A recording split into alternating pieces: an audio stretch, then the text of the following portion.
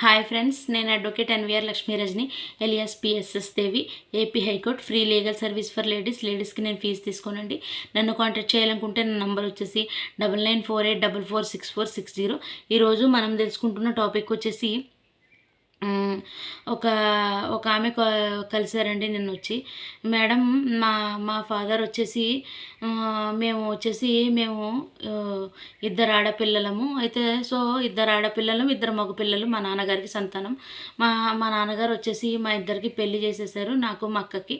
So మా మా అన్నయ్యలు ఉన్నారు ఇద్దరు. మా అన్నయ్యలకి కూడా మ్యారేజ్ అనేది చేశారు.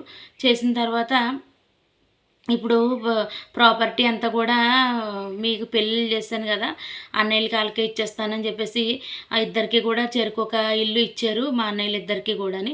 అలాగే ల్యాండ్లు కూడా ఇచ్చారు, మాకేమి ఇవ్వలేదు.